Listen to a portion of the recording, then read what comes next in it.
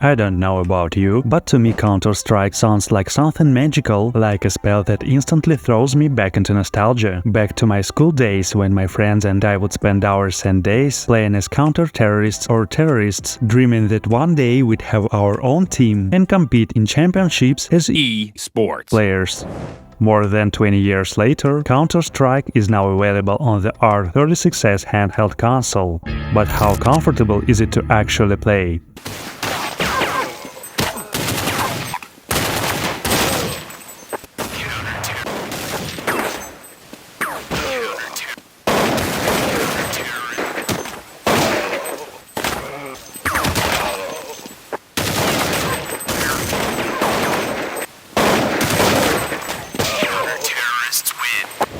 I already told you that I completed Half-Life on this console, and I also showed you Half-Life 2 gameplay. It sounds crazy, but the R36S is capable of a lot. In this video I'll show you how to launch Counter-Strike 1.6, and by the way, you'll find all the necessary links to download the files and run the game in my Telegram channel, linked in the description box. Counter-Strike is a legendary game, and if you don't have a licensed copy, you can purchase it on Steam. That's very important, because without the original game files, you won't be able to play. This became possible thanks to the developers from the PortMaster group on Discord. Here is the original post with the installation instructions, but I am going to show you everything step by step right now.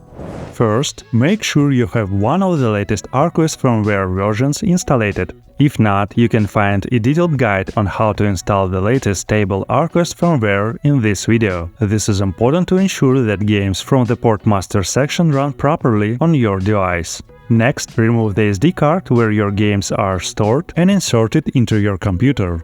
In my case, it's the second SD card, since I usually keep my games and firmware separate. But for you, it might be the first SD card. Just remove the one that contains your game library. For the game to work on the R36S, you'll need the launch files. You can download them using the link in the description box. Basically, it's a folder called Counter-Strike and a file with the sh extension. I simply copy this file and the folder to the SD card into the EasyROMs directory. Here you need to find the ports folder. This is where I paste the files required to launch the game.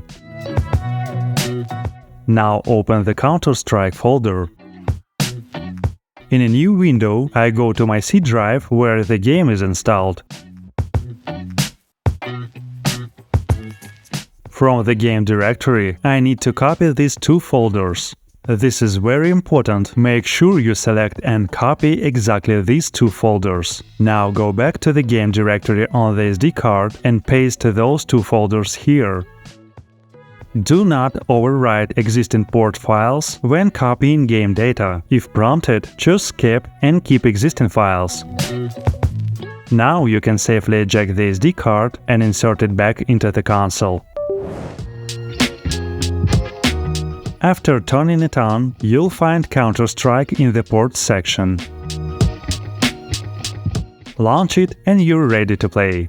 Inside the game, only bot mode is available, but how comfortable is it to play? That's a whole different story. The controls are pretty complicated and I still haven't fully figured them out. That's why I feel like a complete beginner in this game and keep getting headshotted all the time. Turns out I don't really know how to play without a mouse and keyboard. I guess I need to spend a few hours learning how to play again.